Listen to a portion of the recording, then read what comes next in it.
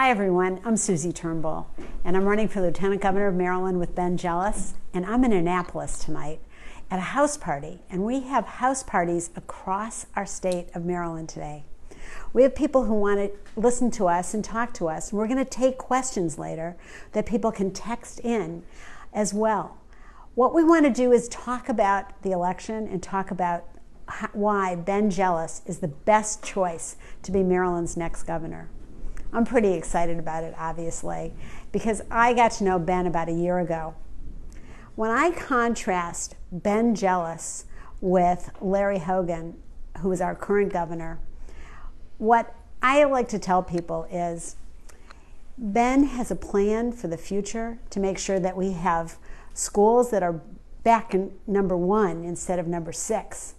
Our schools have fallen 6 places since Larry Hogan has been governor. We were first 5 years in a row. We also want to make sure that we have a healthcare system that works for everyone so that people don't have to worry when they go to sleep at night, that they are concerned and make sure that pre-existing conditions are continued, which is something that the current president wants to cut and our current governor has not stood up against. We're also wanting to make sure that we have a better economy.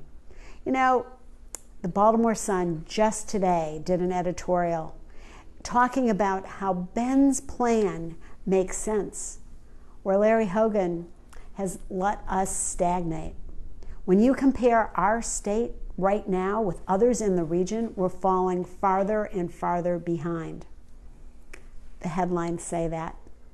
Because Ben spoke about all these things in the only debate, because Larry Hogan refused to debate Ben more than once. In the debate on Monday, Larry Hogan was asked about education, so let's talk about that first. He was asked, what's your plan to make education better and to end the achievement gap in our state? And what was the response? No response.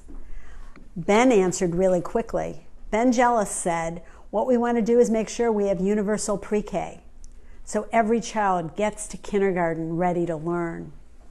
I'm a grandmother. I have a 3-year-old grandson, and I can assure you that the ability to enter kindergarten with that kind of assistance in a full day or even just a morning pre-K program would make the world of difference in getting him prepared for kindergarten. Every child, no matter what zip code they live in, deserves that. We also need to have classrooms with teachers who are respected and in 7 years probably deserve about a 29% increase in their pay. Because one of the things that Ben and I learned before we were endorsed by the 74,000 members of the Maryland State Educators Association, all of our teachers and educators across the state. Before they endorsed us, we went and we met with them all over Maryland. They've never met with Larry Hogan. What they told us is that their pay was so low that so many of them couldn't even live where they worked. People from Anne Arundel County were driving to Montgomery County, Howard County to Montgomery, or Frederick to D.C. People from Montgomery County driving to D.C. because they were making thousands more in Washington, D.C. than in any of our counties here in Maryland. That's just not right. And the educators, the people who were working in those classrooms with those teachers, they were making not even a livable wage. And we have to change that. Because when kids are taught by teachers who have the ability and the training and the experience to really reach them, we're going to do better. And we need smaller class sizes to do that too. In Montgomery County earlier this year, there was a budget hearing. And it was really one of the most interesting things I've ever seen. One of the teachers brought a basket full of ping pong balls. Little basket. There were 34 or 35 ping pong balls in that basket. And she said, this is my classroom every day. And then she started shaking the basket, and ping pong balls fell out. And what she said then was, and what happens is that's how little kids are in a classroom. That's how they are. And when she shook them and some fell out, she said, and we're worried that we're going to lose some of them. We need to take care of our kids. And we need to make sure that they have an opportunity to have the training and the experience and the apprenticeships to make sure that if they're not prepared to go to college and don't want to go to college, they can have a career. We want to do that. We want to make sure that every person who graduates from high school can immediately enter the workforce in a good way. So those were our plans. It's pretty simple. It's really common sense. And what did Larry Hogan say? Nothing. He talks about the lockbox right now on television, and he tells you, oh, it's my lockbox. Well, it wasn't his lockbox. It was never his lockbox. It was the Democratic legislature who made that happen. And why do we have a lockbox now? In a referendum that will make sure that the money that was coming from the casinos, instead of supplanting other education money, actually supplements our education budget. Why do we have that? We have that because Larry Hogan wasn't doing that. And I can tell you, Ben Jealous will from day one. That's something he will do. He'll also work to build our economy. Many people don't know this about Ben, so let me tell you. He has been a businessman or a manager and run large corporations and large businesses his entire career. When he was the youngest ever head of the NAACP, he managed an organization that had offices across the country, headquartered in Baltimore. And since then, he's been a venture capitalist, building businesses step by step. So he would bring into office the brain and the experience of a businessman who knows how you can cut budgets, how you can work budgets, and how you can spend wisely to get results. Larry Hogan talks about record spending, but we talk about record results. That's what we're looking forward to. And people will say that things are hard. What you want to do is hard. I think it's just common sense. I think it would be hard not to do these things. For me, what I've come across and seen so many times is that people say to me, well, you know, Larry Hogan, he's okay. He's okay. He's not bad. And I thought about this week, and actually, even tonight, someone said something to me. I said, since when do we settle for not bad? Since when do we settle for C? I just remember I have 2 kids, and one of them every once in a while would bring home a C. I got to tell you, that was not a good day in my household. It wasn't a good day. Larry Hogan got a cover from the NRA. And he had a C in education. He has a C. When you go from 1 to 6, that means you're getting a C. In our economy, it's getting a C. When you look at that graph in the Baltimore Sun today, what you see is we were last in the region. That doesn't make any sense. And in our region, Virginia, which was first, was below the national average. We shouldn't settle for C's.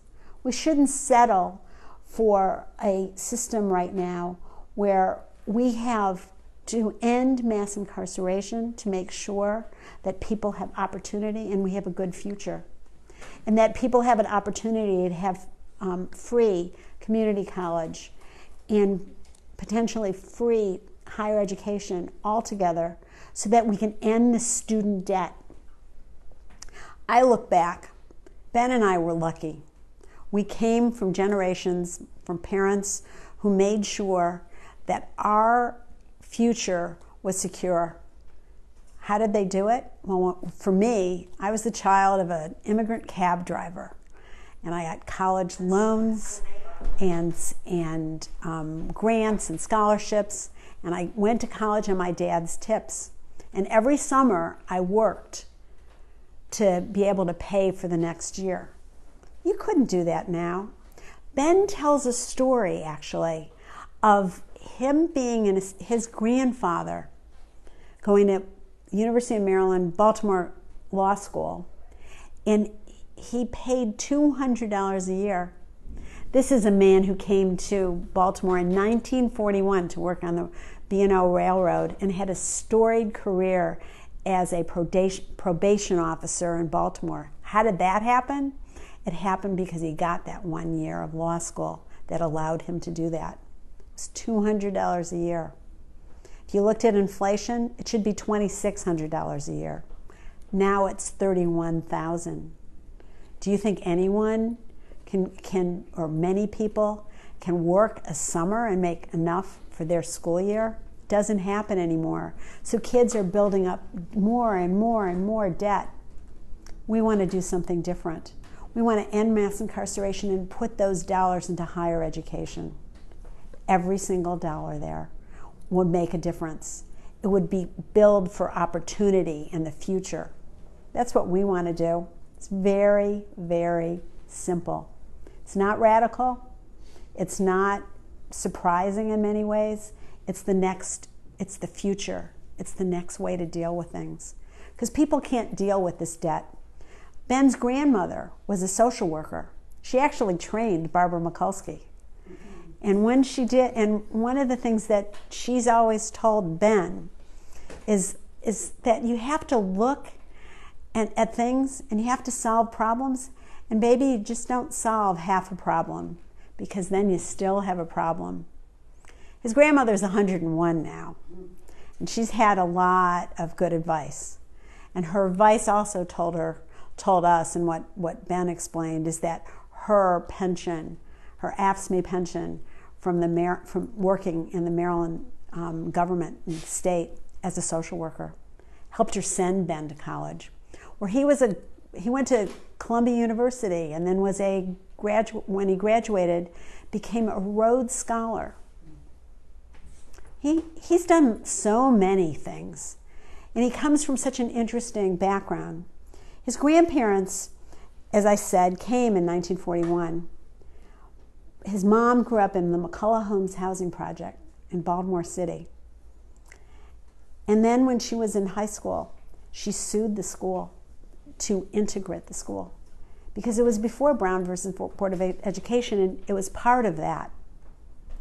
So when I look back and I think of the things that she's taught him and where things have come from, I'm really proud to be running with this man who has such great parents, grandparents, skills, and he's a father. And I'll tell you one last thing. Our schools deserve better. When Ben looked at Larry Hogan, our governor, the other day, he said to him this: if our schools were having record results, why were kids sitting in coats, freezing in those schools in January? And why now? Why now? At the beginning of this fall, couldn't they go to school because there was the heat and the air conditioning couldn't work? And why, Ben said, as a father, do I have to take, as a public school parent, he takes water to school because the kids can't drink safely out of the water fountains. Those aren't record results. We can do better. So let's talk. Let's have a conversation. Let's hear what you want to say. What you need to do is go online. We'll have someone reading the questions to me. And here's the code for tonight. You can text to 22333, enter the following code in the message, and hit send. J Houseparty 646. Do you have it? Text 22333, J Houseparty 646. I'm ready here to answer your questions. Let's talk.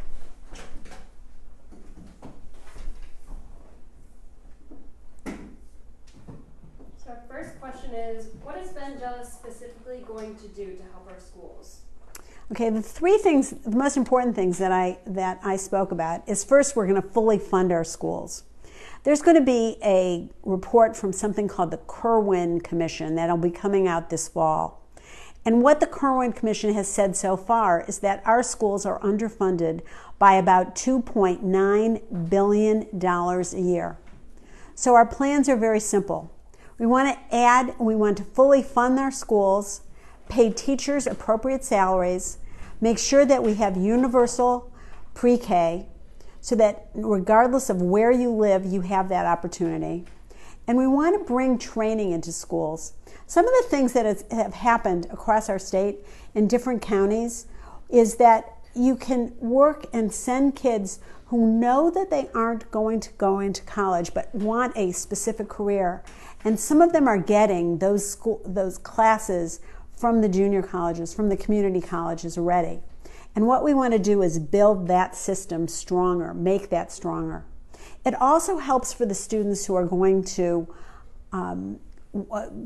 pursue a college career, so that if they get those classes earlier, then by the time they finish high school, some of them would have an associate's degree potentially.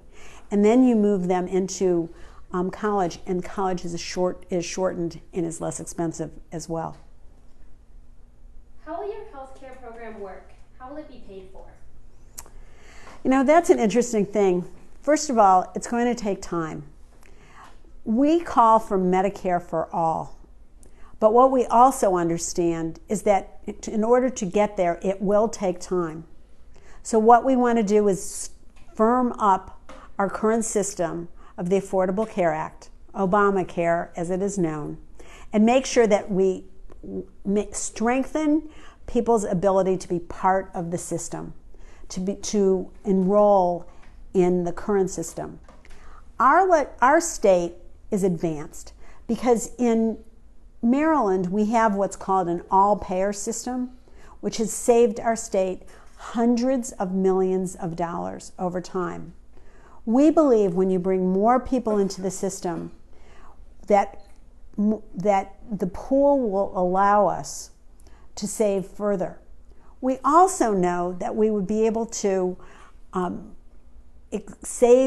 dollar savings that would be created by being able to truly attack the price gouging done by drug companies. States are allowed to negotiate, but the federal government in the Obamacare plan did not allow you to do that. But we can do that in the state. So we know it's going to take time, and we're going to need waivers to get there.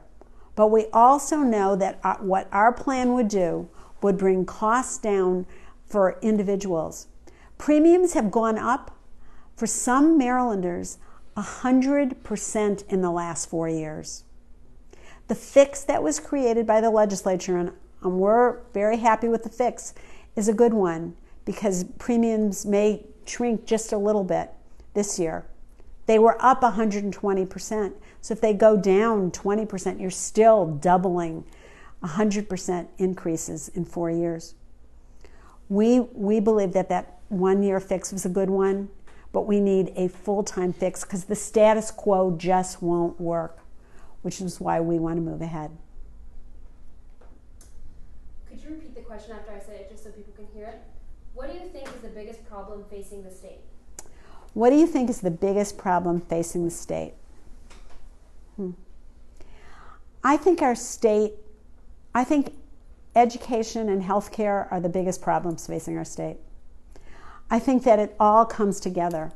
And some of us might say transportation is the biggest problem, access to jobs. Some people might say that the ability to get adequate health care in some of our rural communities would say is one of the biggest problems. But the bottom line is really opportunity. All of it fits together, and that's education and health care and the economy, and those are the three issues that we're talking about. I think that what we want to do is make sure that we stem the direction of people feeling hopeless. We want to make a difference so that those who are really concerned about violence in their communities and who are drawn to violence in their communities have another way out. And that's why you get the kids into school, early childhood, you deal with them, and you also add the healthcare and mental health care services that we need in our state. We're fortunate because we have the Bay, but we want to protect that Bay too. So all of these things come together, but the bottom line is opportunity. What is Mr. Jealous' alternative to Governor Hogan's 270 and 495 traffic plan to relieve the horrible congestion? Well, to repeat the question is what is Ben Jealous' plan on 270 and 495? Larry Hogan is saying he wants to expand the roads with no plans to do so. No plans. He hasn't said exactly where the routes were going to be.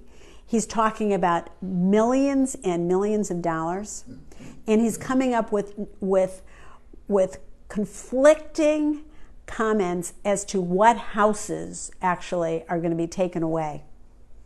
I lived about less than a quarter of a mile, probably about an eighth of a mile from the Beltway, from 495. And I could tell you, there's no room to expand the Beltway. We're not going to be able to expand it over Holy Cross Hospital. We're not going to be able to expand 270 right now in a quick way.